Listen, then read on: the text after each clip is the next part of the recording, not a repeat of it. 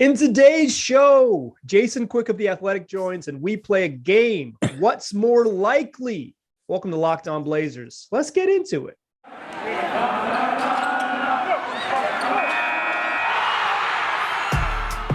You are Locked On Trailblazers, your daily Portland Trailblazers podcast. Part of the Locked On Podcast Network. Your team every day. What up, world? It's your past first point guard and Trailblazers reporter, Mike Richmond. We're listening to another episode of Locked On Blazers, part of the Locked On Podcast Network, available wherever you get podcasts and also on YouTube. Thanks for making Locked On Blazers your first listen every day. It's free on all platforms 5 days a week. So make it your first listen, make it part of daily routine, and tell your friends to do the same. In today's episode, it's a very special one. We are joined by my friend and yours, a recurring guest, senior writer for The Athletic, Jason Quick. Jason, how you doing, man? I'm doing okay, Mike. I got a quick question for you. What's up? Do you play Wordle? I do. Yeah. I had a rare 5 today. Oh, no.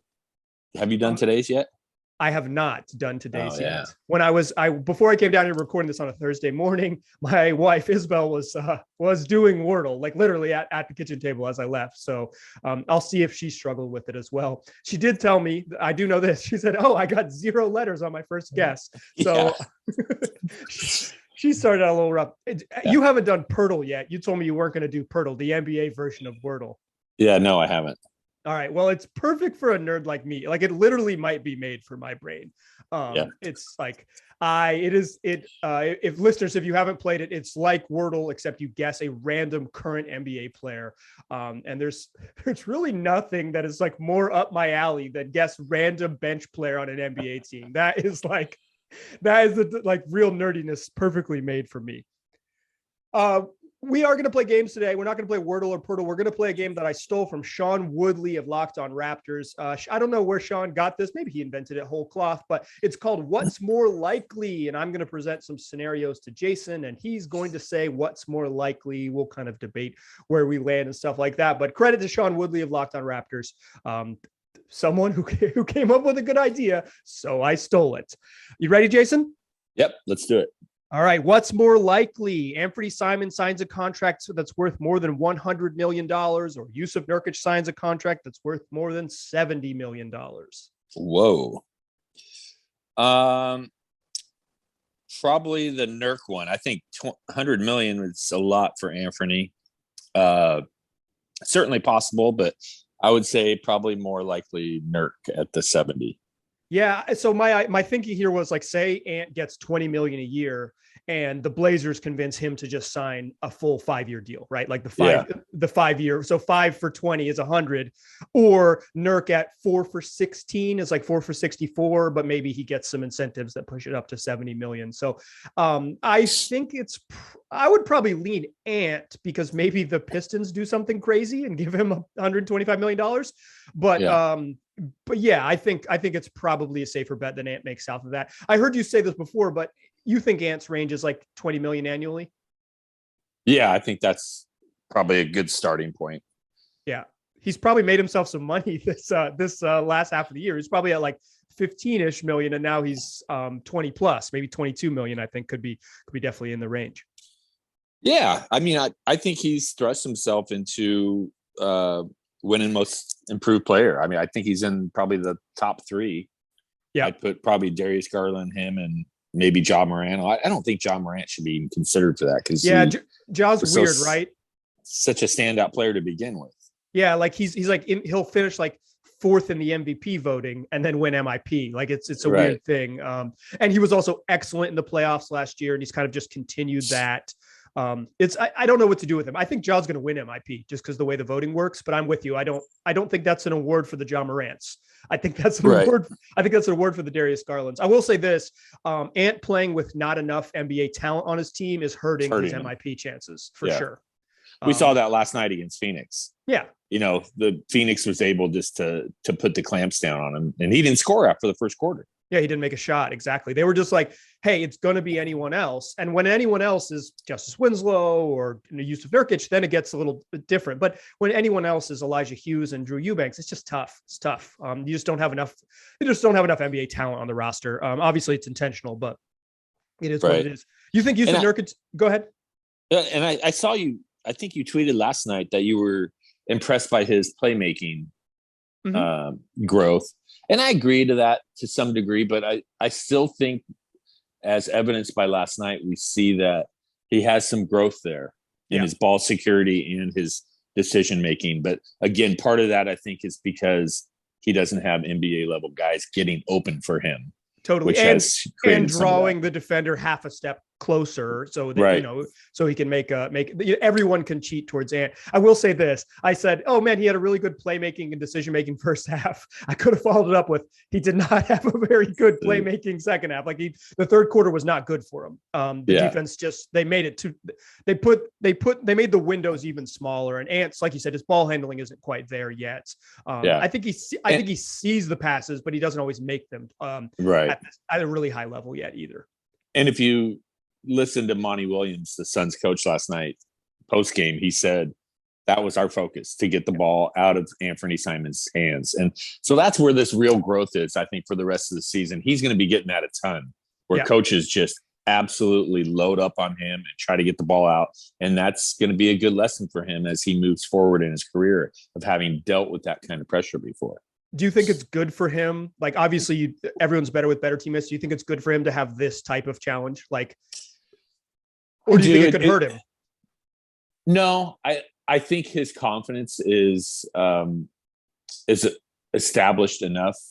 Yeah. And I think it's good for him to feel this kind of pressure, to know what it feels like to have that. And so he can start picturing and start, envisioning how he's supposed to handle that. And I'm sure they're doing a ton of film work with him right now, showing how the defense is coming at him and showing him where his release valves are. So I think this is all in all a good experience for him. Yeah, I would agree with you. Let's do another one for you. I was gonna ask, you think Jusuf Nurkic is in line for a raise? He makes about $12 million a year now. You think he's in line for a raise? Oh, definitely. Yeah, me too. Definitely. Yeah, me too. I think Nurk's played himself into more money. Okay, next question. What's more likely? Josh Hart starts at small forward on opening night, or Nassir Little starts at small forward on opening nights? Oh, that's such a good question.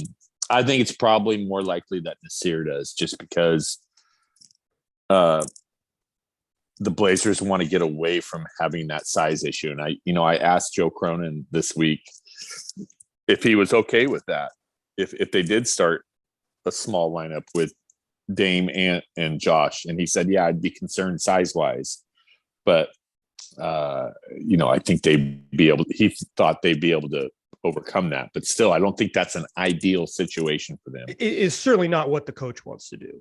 Chauncey Billups is going to, he doesn't have a lot of hair, but he's going to pull his hair out if he has another situation where he has to start three guards. Like he didn't like having to do that. Like he just straight up didn't like it. Exactly. Yeah. So it's not his style. Yeah, he wants length. He gets it. Being bigger is better.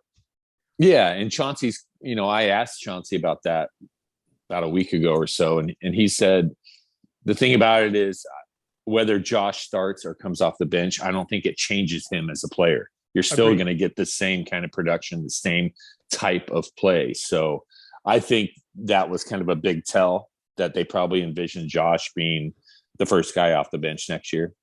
Yeah, and I still think he'll play 26, 30 minutes a game too. He's too good. Same. Yeah. And his playmaking is really valuable. I think Josh Hart you've shown kind of what the difference is. Like he's a perfect fourth best player. Like he's really good if he's your fourth best player. But now that he's the team's second best player, what he does well doesn't scale up to that, like he's not in this sort of new setting of sort of limited talent. It doesn't work for Josh. But I think when you put him around, when he can be that complementary part, totally. I think his game shines a lot more. So I'm not because he does a lot of the little things. Yeah, he like keeps it together and keeps it flowing, and he's such a good team defender as well. So yeah, he's a connector. Exactly. Yep, exactly. Let's answer a couple more questions. I got many for you in the notebook. Let's come back and answer some more questions. But first, I want to tell my listeners about betonline.net, the fastest and easiest way to bet on all your sports action. Listen, the Blazers have been losing by a lot. If you want to make some money, go to betonline.net and pick the other team to cover. The Blazers have lost by 37, 32, and 30, and betonline.net has been picking them to only lose by 15. You've got a real opportunity here. There's a market inefficiency on not knowing how bad the Blazers are right now. If you don't want to bet on the Blazers, if that makes you sad, all other sports action is there for you. You got the NHL's regular season winding down. You've got tennis tournaments, you've got soccer, you've got combat sports. You can play your favorite Vegas casino games, all available for you on betonline.net. So don't wait. Go there today. That's BetOnline, where the game starts. All right. Still chatting here with Jason Quick. We're still playing the game What's More Likely, a game I stole from Sean Woodley of Locked On Raptors. Thank you, Sean. Our next question for you, Jason. What's more likely, the Blazers have 2 lottery picks on the roster next season, or the Blazers have 0 lottery picks on the roster next season? Probably more likely that they have 2 lottery picks, I would say. I would agree. But I could also see it going the other way. I could also see them packaging their picks if they get 2 picks. It's just really hard to say what the appetite for their picks are going to be, because we don't know how high they're going to be. Right. But it would be my guess that they would keep them. I kind of think they will too, because you just need cheap guys. You need inexpensive players in the roster who can help. If you're picking high, you want to this is your opportunity to get high upside guys that can help you. And if, at some point you got to figure out kind of what the real plan is. Are you going all in? Are you trading multiple top 10 picks for one veteran who could help? And if it's like Jeremy Grant, no, thank you. But I believe the phrase you used talking to Joe Cronin was big game hunting. Like if they get if they can get a true all-star difference maker there, not just like a pretty solid forward, then the conversation about trading picks changes. But I would probably lean they keep them. Obviously we'll see. It's a really weird spot that they're in right now, because absolutely. And I don't think they know which direction they're going to go, because they're on one hand saying they want to build around Dame and win now, but also they're positioned to go young. They got Nassir, Anfernee, 2 draft picks coming up. Yeah. That tells you that they're drifting toward a young team and an up and coming team, but certainly not winning right now. So a lot of questions still to be answered, and a lot of that's going to be determined where those ping pong balls end up. Do you think the Pelicans are going to make the playoffs? It's just a bonus question. Do you think the Pelicans are going to make the playoffs? We'll certainly make the play-in. Yeah, they're locked to make the play-in. They're playing really well right now. Yeah, they look good all of a sudden. Yeah, I mean they're rolling people.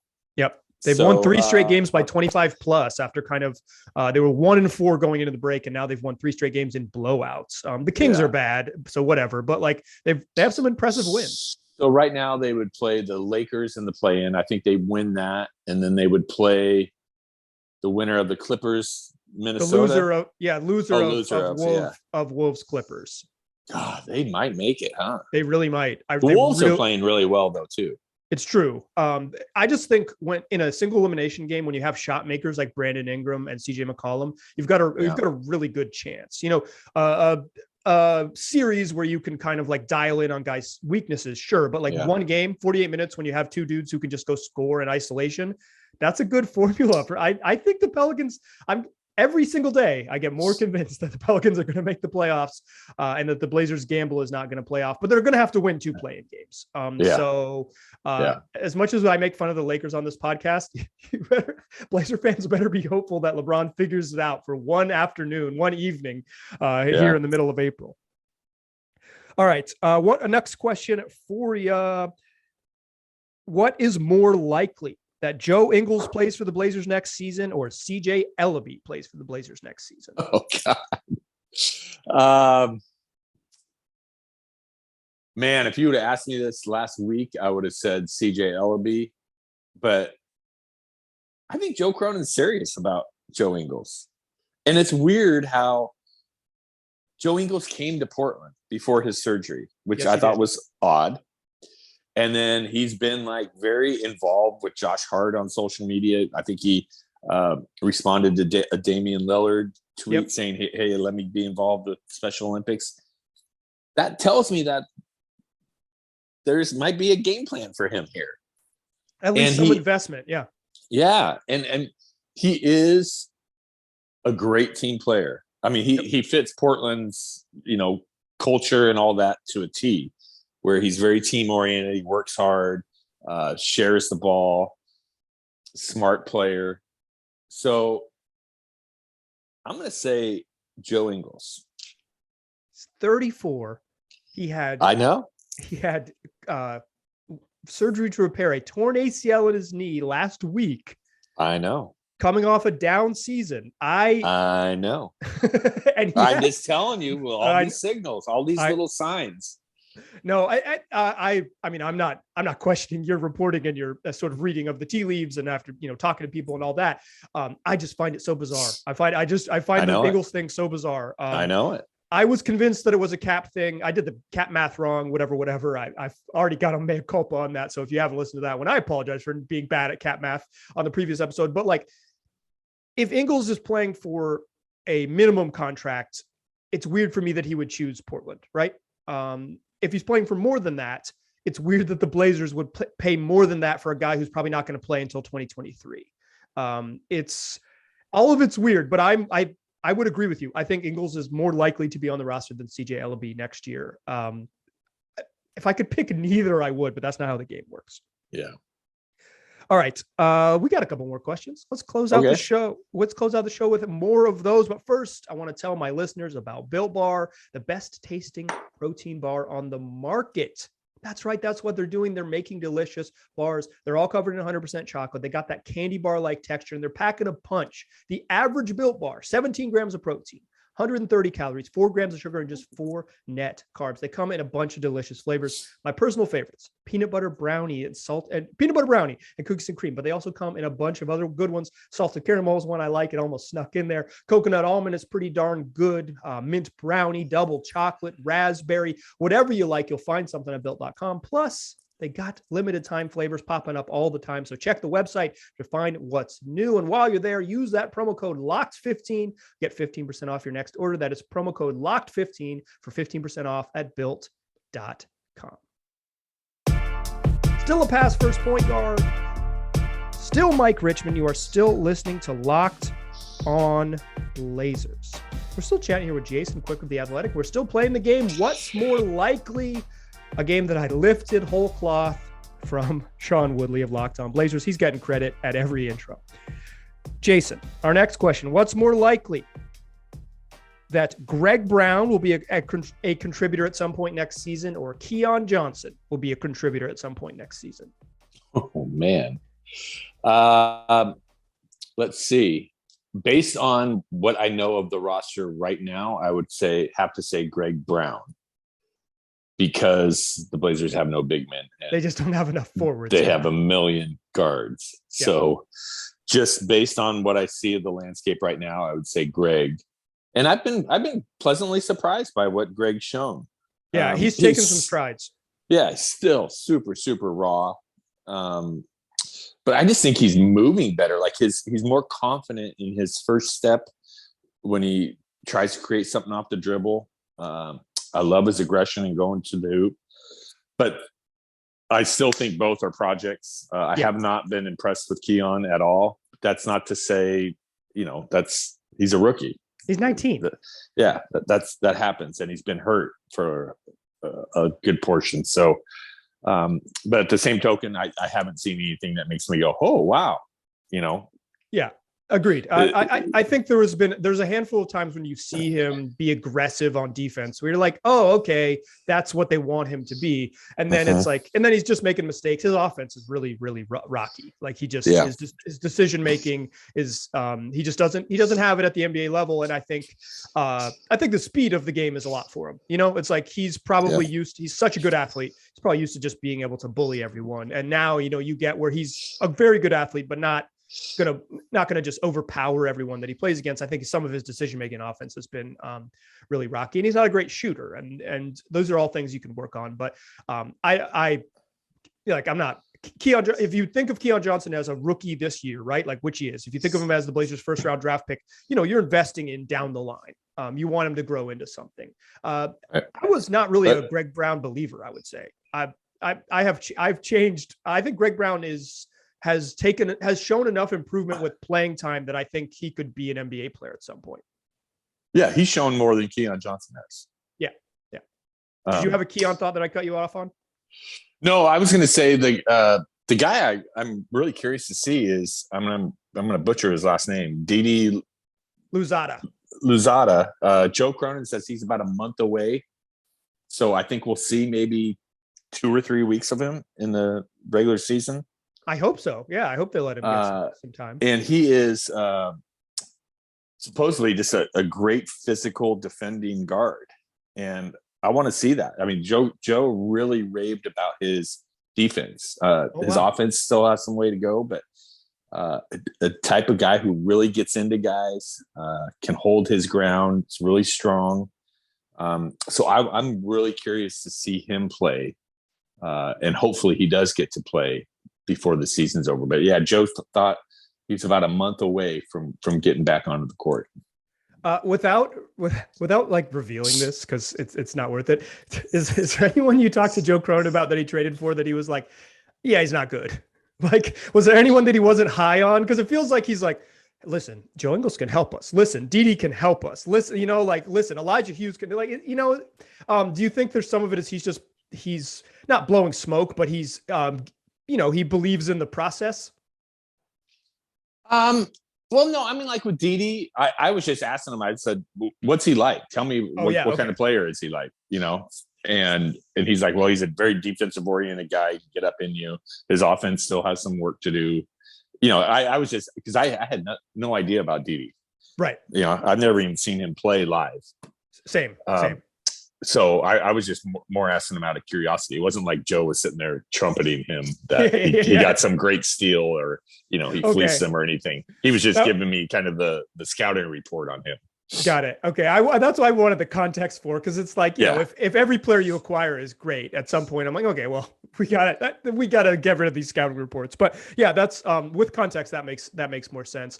For listeners who don't know, Didi Louzada came over in the New Orleans Pelicans trade. He tore his meniscus at the end of January and had surgery the first week of February. So if he's a couple, 3 weeks away, it's probably like he'll be available the last 3 weeks of the season, roughly.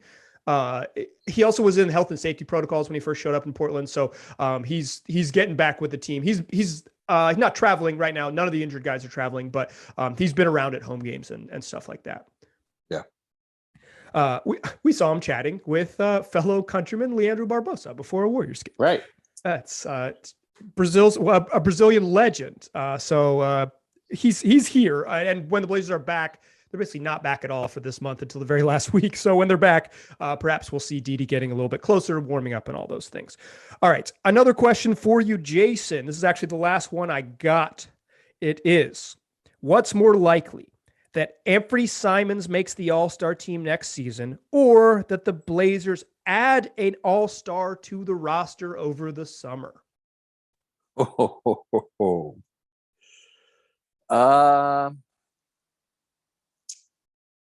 I would say add an all-star over the summer. I think it's really hard to make the all-star team as a guard in the West. It's like this year alone, you look at the all-star team, no Damian Lillard, no Kawhi Leonard, no Paul George, no Anthony Davis. Those are 4 perennial all-stars. You just add them back into the mix. It is incredibly crowded. With obviously all the sort of incumbents that are already there. So it's tough. Yeah. So I would say it's more likely they get an all-star. And I do think that the Blazers have their eye on someone. I haven't been able to decipher who exactly that is, but they have their eye on some pretty big names, I think. And I don't think they're free agents. I think they're looking to acquire somebody via trade and absorb that into their space. or use the trade exception. I don't think they see their way out of this through free agency. I don't think that's going to be the big move of this team. It's going to be via trade. And so, yeah, to answer your question, I think it comes, they acquire an all-star before Anfernee becomes an all-star. Yeah, I mean, to be clear, neither of them are particularly likely because because it's hard to trade for good players and it's hard to make the all-star team. But I wanted to give you that. Their path to having cap space involves renouncing Nurk and Josh Hart. And you've reported pretty clearly that Josh Hart is part of the plan. Like, the team wants to keep him on the roster and move forward. There's no indications that Jusuf Nurkic wouldn't be part of the plan. It's going to be hard to upgrade that center spot. He's been good. I think at least all the indicators suggest that he'll be back on the team next year. It would be a very big surprise if he's not. And so if you're going to keep those guys, you're not going to end up with like real functional cap space to chase a good player. Plus the free agency class is pretty weak. So it's the trade market, and it's pretty clear they're going to go for a power forward or a small forward. Right. Because they need help at the forward spots. Yeah. And then they use their mid-level, whatever exception they have there, probably to get a center. Right. Another center to beef up the back line. Yeah. Yep. And then you add a veteran point guard on the minimum, and then you've got yourself a good team. A competitive team. Like, I think the Blazers have a path back to being competitive pretty quickly. Would you agree? Sure. Yeah. I mean, competitive, like where they've been for the last 6 years. Right. Exactly. Six, 7, 8 seed. Yeah. Topping out at like 4 if everything breaks the right way, but probably more in the 6 and below, play in or just avoiding the play in those spots. Yeah. I think that's reasonable that like with even minor moves, they could be back in that range in the fall. If Dame's healthy, they're always going to be competitive. Right. They're never going to be a terrible lottery team if Dame is healthy and playing every game. Yeah. So you add Anfernee in there and some other pieces. I think this can be a competitive team. Sure. Yeah. I mean, Dame was like straight up bad this season and he averaged 24 and 7. Like, he was like legitimately not good. We watched him. He was not good. He was not himself. He was bad. And he averaged 24 and 7. So like, but really inefficient, but he was the thing that was overlooked, I think, of Dame's season. Yeah, his shooting numbers were awful, but he really ran the offense well. And yes, I thought he set things up and created a lot of opportunities for his teammates. I thought it was his best playmaking season, perhaps, as a pro. It was certainly up there as among his best playmaking seasons. I would totally agree. He was the best, like as a table setter, as a point guard, he was still excellent. He just shot 32% from 3 on 10 attempts a game. Like he missed 7 3-pointers every single night. And did he end up under 40% overall? He was teetering there. Let's look before we get out of there. He was like, that's the thing about Dame is like, it's like, the bar is so high, he's like 28 and 7 when he's really good that like, this 24 and 7 and some change feels bad. But then, I feel like if he gets back to say like 90% of what he was, he's going to be, all-star level, one of, all NBA, borderline all NBA type. He ended up shooting 40.2%. Oh, he did get over 40 for the year. He climbed over 40%. So take that, Jason. Yeah. Hey, one other thing that I but I couldn't really fit it in my conversation with Joe Cronin. Yeah. Was regarding Eric Bledsoe. Okay. Yeah. There's a chance he comes back and plays. I think it's a very small chance, but there is an injury there. I think we've all kind of chuckled and laughed that he's all of a sudden become injured when he gets to Portland because he was never on a LA Clipper injury report, preseason or regular season. Yeah. But they said when he came here, they examined him and that Achilles was howling and was swollen and had some pain. So, Eric's potentially in the last year of his contract. I don't think Portland's going to pick up the $19 million option. So they're trying to be considerate of his future. Yeah, responsible with his health. Like it's right. You respect the veteran. Yeah, I agree. Exactly. So you think he might play? Well, I think the only way he will play is if they have a rash of injuries at guard, where that they're going into a game with one, maybe two guards. Right. So an emergency type thing, which has unfortunately happened this year, where they had to get these emergency hardship signings. So it's not something that they're holding him back or something. They're just trying to be really careful with what could be a catastrophic injury for him. Right. And at his age and his situation, an Achilles injury probably is the end of his career. And if he's like, I think he's good enough to be a contributor. So he was contributing on a pretty decent Clippers team. So that's interesting reporting. I mean, we have seen him, and I pointed out to you when we were at one of the games, I said, hey, I haven't seen this, but Eric Bledsoe's warming up before the game. Have we seen this before? Like, is this something, Jason? Right. And it's like, you're closer to the team than I am. So I'm like, this seems new to me, but I don't always pick up on that stuff right away. So yeah, we've seen him do a little bit more. And Mike, I think you can kind of back this up too. When you see Eric Bledsoe in person, it is impressive. That guy is built like a G.I. Joe. Stacked. He is stacked. And it just doesn't, he's been in the league forever, and I've watched him play a million times, but I've never been like right up close to him. And when you see him, from 5 feet away, it's really startling. Oh, yeah. He is huge. Built like a G.I. Joe, dude. He's huge. That he's got those Jason Quick type pythons, those biceps that remind me of a certain senior writer at The Athletic. Yeah, well, when you got it, you got it. Yeah. All right, we have to end this episode. We have to get out of here. Dear listeners, make sure you're doing your bicep curls and you're doing your push-ups. You can get strong like Jason Quick and Eric Bledsoe. Also, make sure you listen to this podcast every single day, 5 days a week, available wherever you get podcasts, free on all platforms.